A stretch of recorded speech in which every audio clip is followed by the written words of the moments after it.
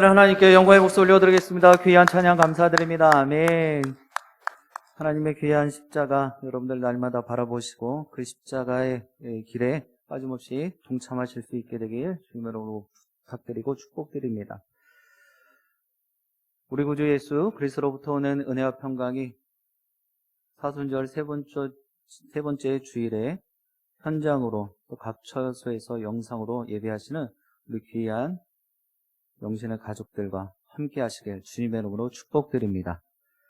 오늘 말씀의 제목은 새로운 유월절을 준비하는 사람들, 새로운 유월절을 준비하는 사람들이란 제목으로 하나님 말씀 증거하도록 하겠습니다. 인생은 매 순간 실전의 연속입니다. 인생을 잘못 살았다 생각을 해서 되돌릴 수 없고요. 요즘 컴퓨터를 쓰면서 리셋 증후군이라는 것도 있더라고요. 다시 처음부터 시작할 수가 없더라고요. 그렇기 때문에 인생은 연습이 없습니다. 무조건 실전이에요. 지금 이 순간에도 저는 강단에서 오랜만에 주일 예배를 인도하면서 연습을 할 수가 없는 거예요. 실전입니다. 왜냐하면 귀한 일주일에 한 날 시간을 들여서 처소로 나와서 예배하는데 여러분들에게 가장 선한 모습으로 또 가장 귀한 모습으로 예배를 인도해야 되기 때문이죠. 이 모습을 좀 비약해서 말씀드리면 인생은 전쟁터 같다라고 말씀드려도 여러분들 이것에 대해서 이의를 제기하실 분은 안 계시리라 생각을 합니다. 그렇지요? 인생이 그렇게 치열합니다. 그런 세상보다는 조금 더 화목하고 또 아름다운 세상을 바라지만 지금 우리가 겪고 있는 이 세상은요, 전쟁터 같은 모습을 갖고 있다는 것은 누구도 부인할 수 없을 것입니다. 그런 치열한 곳에서 오늘을 어떻게 살았는가에 그러한 모습들이 미래에 대한 확실한 투자가 되어지고요, 준비가 되어질 것입니다. 오늘을 어떻게 살았느냐가 우리의 앞날을 예측해 볼 수 있다는 것입니다. 오늘 본문에서도 서로 각기 다른 미래를 준비하는 세 부류의 사람들이 등장을 하게 되었습니다. 오늘 주시는 말씀을 통하여서 사순절에 그러면 어떻게 준비를 해야 하고 또 부활의 아침을 맞이해야 되는지를 도전하실 수 있게 되길 바랍니다. 첫 번째 부류를 보도록 하겠습니다. 종교 지도자들입니다. 이들은요, 조직적이고 의도된 음모를 꾸미고 있습니다. 1절에 보면 이스라엘의 최대 명절인 유월절이 다다랐다라고, 유월절이 되었다라고 말씀은 기록하고 있습니다. 6월절에서 무교절로 이어지는 절기 여러분들도 잘 아실 것입니다. 이스라엘의 출애굽하기 전에 10가지 재앙이 내려졌고 그 가운데 장자의 죽임을 당하는데 예수를 믿는 하나님을 경외하는 이스라엘 백성들에게는 하나님께서 구원하실 방법을 알려주시죠. 그것은 바로 어린 양의 피를 집 앞 안 문설주에 바르면 그것을 뿌려내면 그 집의 장자는 살림을 받는 거예요. 구원을 받는 것입니다. 이러한 극적인 사건을 기념하는 어떻게 보면 기쁨과 즐거움의 그런 절기이죠. 이스라엘 백성들이 이러한 장자를 유지할 수 있는 생명을 유지시킬 수 있었던 그 이유는 바로 여호와 하나님께서 명하신 대로 그대로 따랐기 때문입니다. 이렇듯이 오늘 본문은 예수님에 의해서 유월절의 진정한 의미가 성취되어지는 그런 새로운 시작을 알리는 유월절이 되어진 것입니다. 이날은 하나님의 구원을 노래하는 날입니다. 그런데 본문의 종교 지도자들의 모습을 보니까는요, 이런 기쁨과 즐거움의 그런 절기가 아니라 오히려 이 땅에 우리를 구원하시고자 오신 메시아이신 예수 그리스도를 죽이고자 하는 그러한 음해를, 그러한 살해의 계획을 갖게 되었습니다. 이전에는 예수님과 대적 관계에 있던 이들이 바리새인들이었습니다. 이 사람들은요, 종교적 신념이 달랐어요. 이 땅에 예수님께서 오셔서 내가 곧 하나님의 아들이다 라는 것들을 가르치고 천국의 복음을 이야기할 때 이들이 생각했던 메시아는 달랐던 거예요. 그러다 보니까 예수가 계속해서 그러한 이야기들을, 그러한 기적들을 펼쳐낼 때마다 바리새인들은 부대끼게 되어집니다. 대적하게 되어지죠. 이것은 종교적인 신념에 기인한 모습이었어요. 그런데 지금 이 말씀의 근거에서 보면 말씀에는 바리새인들이 등장하지 않습니다. 시작부터 대제사장과 서기관들이 등장을 해요. 이 모습은 어떤 모습이겠습니까? 종교적인 신념의 다름의 모습으로 끝나는 것이 아니라 이제는 정치적인 문제로 예수님이 쟁점의 그 뜨거운 모습이 되어졌다는 것입니다. 화두가 되어졌어요. 이슈가 되어진 것입니다. 그 이유는 간단합니다. 그 시대 때 대제사장은요, 그냥 하나님의 일들을 관장하는 그러한 일만 책임진 것이 아니라 정치에도 깊숙이 관여하고 있었다는 거예요. 막강한 권력을 행사할 수 있었던 그러한 자리에 있었던 사람입니다. 그러다 보니까 예수가 사람들을 모으고 끌고 다니는 것을 보면서 위협을 느낀 거예요. 두려움을 느낀 것입니다. 그가 우리를 구원할 메시아이건 아니건 상관없이 이 종교 지도자들에게는 단순히 예수는 우리의 정적일 뿐입니다. 그래서 그를 없애야 내 권력이, 내 위치가 계속 보존되어질 거다라는 그러한 생각을 한 거예요. 그러다 보니 그런 모습에 마음을 빼앗겨버린 것입니다. 그런데 중요한 모습이 오늘 말씀에도 기록되어져 있습니다.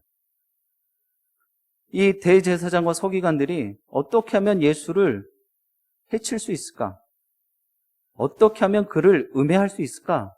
라는 연구와 궁리를 하고 있는데 고민스러운 것이 하나 생겼습니다. 걱정이 되는 부분이 생긴 것이죠. 바로 군중들입니다. 무리들이에요. 이 모습은 흡사 빌라도 총독이 예수 그리스도를 십자가에 못 박기 전에 바야바를 놓고 둘 중에 하나를 선택하라고 했던 이 군중들에게 그 책임을 떠넘겼던 모습과 크게 다를 바가 없어요. 왜냐하면 예수님이요, 오늘날로 말하면 무리들을 이끌고 다니는데 팬덤이에요. 팬덤. 그 군중들에게 있어서는요, 예수 그리스도는 메시아이고 구원자이신 것도 믿겠지만 무엇보다도 정치적인 신념에 더 마음을 뺏겼다는 것입니다. 그가 하는 거 보니까 너무 시원한 거예요. 사이다 같은 모습이죠. 그리고 또 따라다니면서 보니까 많은 기적과 이 기사를 보여주고 있는 것입니다. 그러다 보니까 저 사람 정말 우리를 로마의 억압으로부터, 로마의 속박으로부터 자유하게 해주시겠다, 우리를 해방시켜 주겠다라는 그러한 생각을 갖게 되어진 것입니다. 그러니 대제사장과 서기관들이 예수를 좋아할 리가 없죠. 많은 무리들이, 군중들이 팬덤을 이루면서 그를 추앙하고 쫓아다니면서 응원을 하고 있으니 자신들의 자리가, 입지가 점점 좁아지는 것은 당연한 일 아니겠습니까? 그러다 보니까 처단을 하고 죽이고 음해를 하긴 해야 되겠는데 2절 하반절에 보니 이렇게 그들은 걱정을 합니다. 이는 그들의 백성을 두려워함이더라. 백성을 두려워했다라는 거예요. 군중들을 두려워했다라는 것입니다. 사랑하는 영신가족 여러분, 사탄의 세력에 붙들리면요, 바라보는 시선이 바뀌게 되어져 있습니다. 하나님을 무서워하는 것이 아니라 사람을 무서워하게 되더라고요. 대제사장들과 서기관들은 여러분 어떤 사람인지 제가 설명을 드렸습니다. 하나님을 섬기는 사람들이에요. 하나님의 말씀으로 백성을 이끌어야 될 사람들이란 말이에요. 그런데 그 사람들은 하나님을 경외해야 하는 사람들이죠. 하나님을 두려워해야 하는 사람들입니다. 그런데 지금 말씀 2절 하반절에 누구를 두려워합니까? 사람을, 백성을 두려워하더라는 것입니다. 하나님을 두려워해야 할 사람들이었어요. 그런데 말씀은 그렇게 기록하지 않지요. 오히려 사람을 두려워했다라고 말씀은 증언하고 있습니다. 우리도 이런 모습을 늘 경계해야 하고 조심해야 되는 거예요. 특히 앞선 지도자들은 더 말할 것도 없습니다. 하나님을 두려워할 줄 알아야죠. 하나님을 무서워할 줄 알아야죠. 내가 행하는 일들이 지금 하나님의 뜻에 합당한지, 하나님 말씀대로 하고 있는지 이것을 먼저 점검해 봐야 되는 거예요. 사람의 의식하에서, 사람 눈치 봐가면서 교회 일들을 하고 세상 일들을 하면 안 된다는 말입니다. 그런데도 하나님은요, 정말 놀랍게도 그들의 악함의 모습을 가지고 선용하셨습니다. 그것이 하나님의 섭리예요. 그러면 여기에서 우리는 한 번 더 생각해야 됩니다. 모든 세상의 악들을 왜 관용하게 만들어 놓나? 왜 죄인들을 그냥 내버려 두나? 악인들은 왜 하나님께서 벌하지 않으시나? 우리는 여기 의구심을 갖지만 우리가 꼭 기억해야 될 것은 이 모든 것들 위에 하나님의 주권이 있다라는 거예요. 이 모든 것들 위에 하나님의 섭리가 있다라는 것입니다. 그래서 하나님께서 모든 것을 합력하여 선을 이루신다고 분명히 우리들에게 말씀하고 계십니다. 우리는 이 사실을 잊으면 안 돼요. 그러나 안타깝게도 이 대제사장들과 서기관들의 죄가 없어지는 것이 아니라는 거예요. 비록 하나님께서는 하나님의 섭리 가운데 이러한 악행의 모습들을 들어서 쓰셨지만 그들의 죄가 없어지지는 않는다라는 것입니다. 그리스도께서는 그들의 음모로 인하여 유월절에 어린 양으로 희생되셨죠. 결국 이 일로 하나님의 구원의 섭리가 성취된 것입니다. 우리가 다시 한번 이 대제사장들과 서기관들의 모습을 한번 생각해야 될 것입니다. 그들은 유월절이라는 그러한 과거의 기뻤고 극적인 하나님의 섭리 역사를 귀한 교훈을 놓쳐버렸고요. 또 이 그리스도의 시대라는 현재의 의미도 자신들의 그러한 당략, 자신들의 안위만을 생각하다 보니까 놓쳐버렸어요. 분별하지 못했다라는 것입니다. 그리고 앞으로 자신에게 닥쳐올 미래에 감당해야 될 죄에 대해서도 알지 못했습니다. 사랑하는 영신가족 여러분, 우리가 알고 있는 것처럼 대제사장들과 서기관들은요, 누구보다 성경 지식이 뛰어난 사람들이었어요. 남들 보기에 믿음도 훌륭해 보였습니다. 그런 그들도 하나님을 경외하지 않고 사람들을 두려워했어요. 사람들의 눈치를 보기 시작했단 말입니다. 오늘을 살아가는 우리도 마찬가지입니다. 교회 생활 오래 했다고 예배 나와서 하나님 앞에 마음을 드리고 시간을 드린다고 할지라도, 또 성경 공부 많이 했고 제자 훈련 잘 받았다라고 할지라도, 그래서 하나님을 내가 잘한다고 하면서 안일하게 살지 않아야 되는 것입니다. 이 정도면 되겠지라는 생각을 해서는 안 된단 말이에요. 나 정도의 신앙 가지면 됐지라는 생각은 그릇된 생각이라는 것입니다. 그럴 때일수록 오직 하나님께 붙들림 바 되기를 소원하셔야 되는 거예요. 이제 사랑하는 영신가족 여러분 모두가 하나님께만 붙들림 바 되어진 그런 귀한 성도의 삶을 찾아가시게 되길 주님의 이름으로 축복드립니다. 두 번째 불효의 인물은요, 제자 가룟 유다예요. 배신의 아이콘입니다. 무협소설이나 영화를 보게 되면은요, 빠짐없이 등장하는 내용이 있어요. 바로 스승의 원수를 갚겠다라는 제자가 나와서 갖은 무술을 연마하고 또 훈련을 하게 되어집니다. 그리고 오랜 시간이 지난 뒤에 원수를 맞닥뜨리게 되어지고 그 원수를 멋지게 이긴다라는 내용이 자주 등장하지요. 그런데 유다는요, 정반대의 모습입니다. 3년 동안 동거동락하고 3년 동안 하나님의 천국의 비밀을 말씀을 듣고 또 3년 동안 예수 그리스도께서 치유와 회복의 역사를 보여주셨음에도 불구하고, 직관했음에도 불구하고 그 예수 그리스도를 아무렇지도 않게 팔아넘기는 것입니다. 복음서의 말씀을 보면서 제가 스스로도 가장 이해가 안 되는 인물 중에 한 명이 바로 가룟 유다예요. 대체 무슨 생각으로 저랬을까? 무슨 억하심정이 있어서 자신의 그래도 스승인데 자신을 불러서 너 내 제자가 되라고 말씀하셨던 그 스승을 왜 그렇게 팔아넘겼을까? 우리가 잘 아는 것처럼 그는 자기가, 우리 예수님께서는요, 제자들을 모으셨습니다. 부르셨어요. 부르실 때는 하나님의 뜻이 있고 계획함이 있죠. 그를 통해서 하나님의 뜻을 이루길 원하시는 거예요. 우리 영신교회 공동체 모든 성도님들도 마찬가지입니다. 하나님의 뜻과 계획하심이 있어서 몸된 영신 공동체로 모아주신 줄 믿습니다. 그러니까 여기서는요, 내 생각과 내 마음을 막 표출하기보다는 하나님의 뜻이 무엇인지, 공동체가 가야 될 방향이 무엇인지를 먼저 생각하셔야 되는 거예요. 가룟 유다도 분명히 하나님 주님께서 제자로 불러주셨죠. 그리고 3년 동안 같이 공생회를 하시면서 전도하고 또 가르쳐 주셨습니다. 그리고 많은 기적을 보여주셨죠. 가장 가까이서 봤어요. 복음서에서 기록된 놀라운 사건들을 직접 목격하며 권세 있는 가르침을 직접 들었습니다. 우리가 말씀에 기록된 가룟 유다를 비난하며 야, 정말 나쁜 사람이다, 이렇게 마음을 속으로 욕할 수 있을까요? 그러나 그런 모습에 우리가 다시 한번 내 자신을 먼저 돌아보고 점검해 봐야 될 줄 압니다. 가룟 유다는 인간인 우리가 가질 수 있는 정말 근본적인 우리의 정서를 잘 보여준 사람이에요.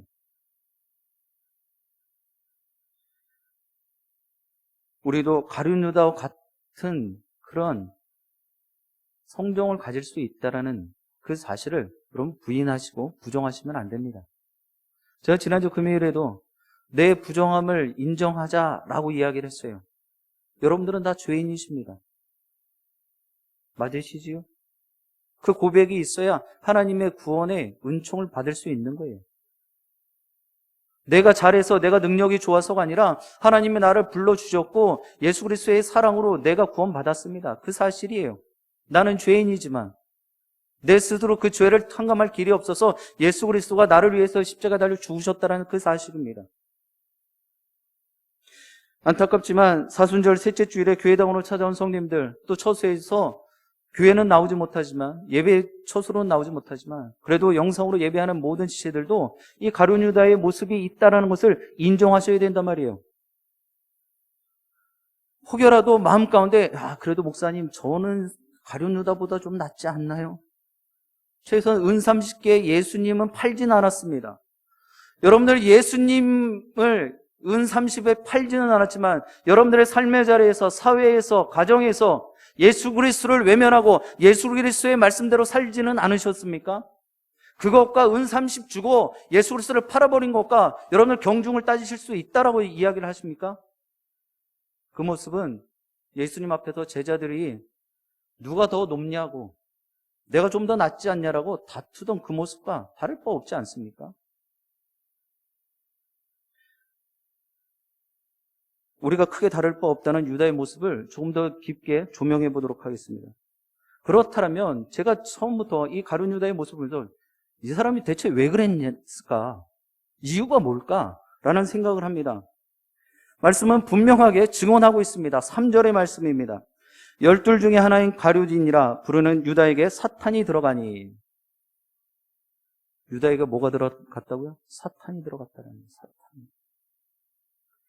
그리고 계속해서의 말씀도 있어요. 유다에게 사탄이 들어가서 그의 배신과 예수님의 죽음에 작용했다는 말씀이 요한복음 13장에도 기록되어 있습니다. 2절입니다. 우리 같이 읽어볼까요? 마귀가 벌써 시몬의 아들 가룟 유다의 마음에 예수를 팔려는 생각을 넣었더라. 아멘. 계속해서 27절에도 있습니다. 읽습니다. 조각을 받은 후 곧 사탄이 그 속에 들어간지라. 이에 예수께서 유다에게 이르시되 내가 하는 일을 속히 하라 하시니. 아멘.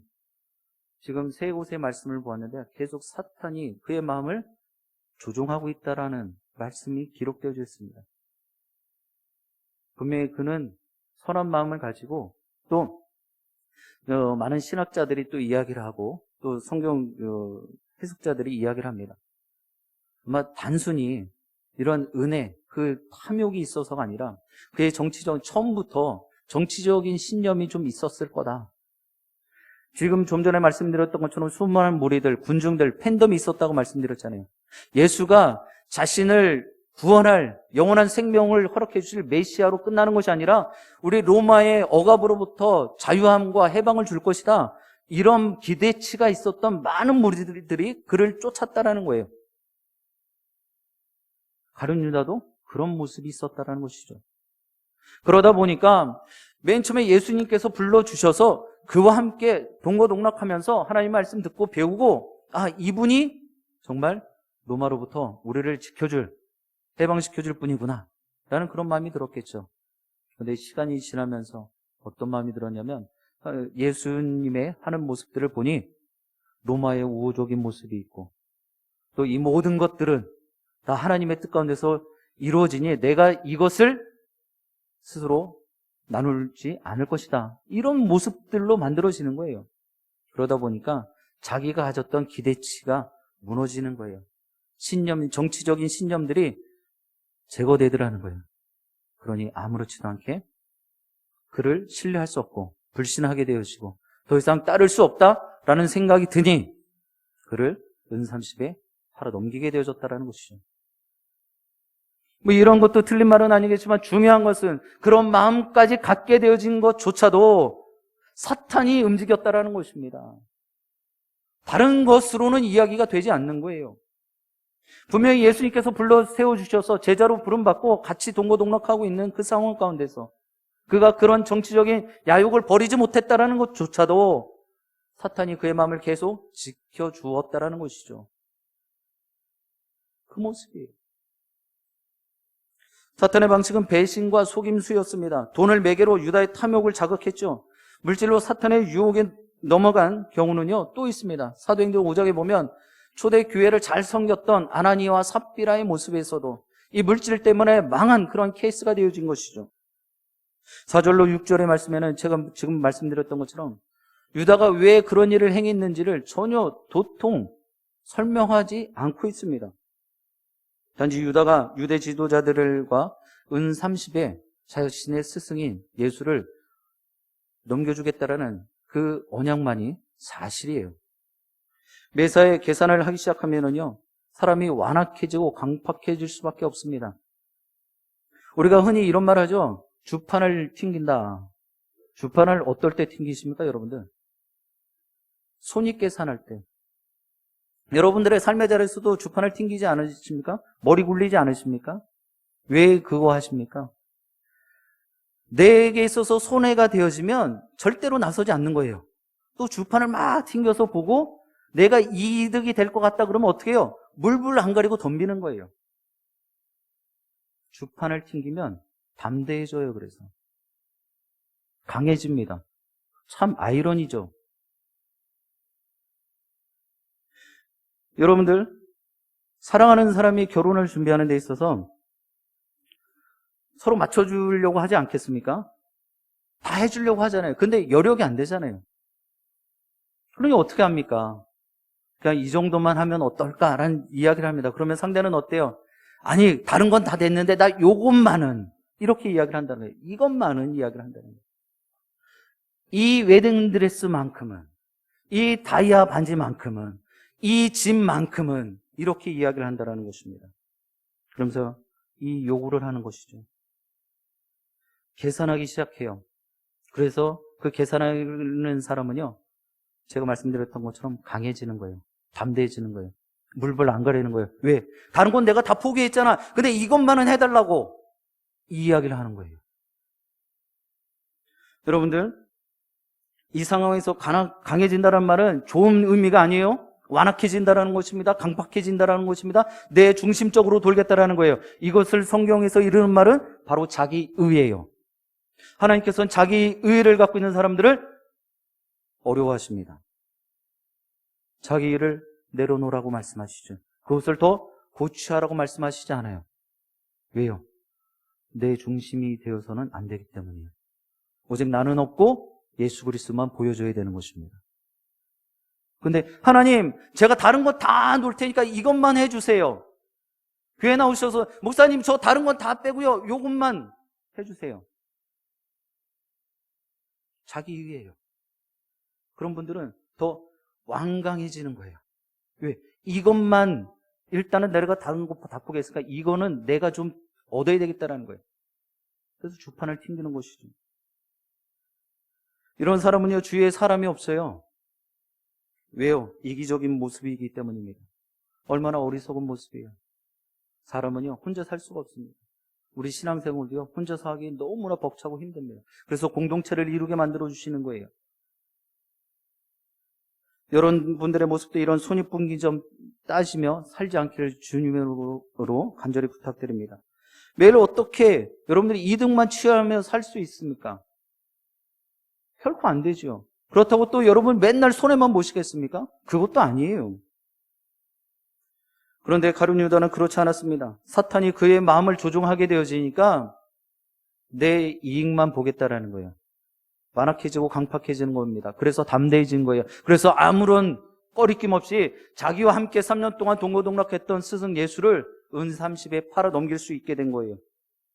사랑하는 영신가족 여러분, 신앙생활 하시면서 계산하지 않길 바라요. 계산하면 하나님과의 관계에서도 담대해질 수밖에 없는 거예요.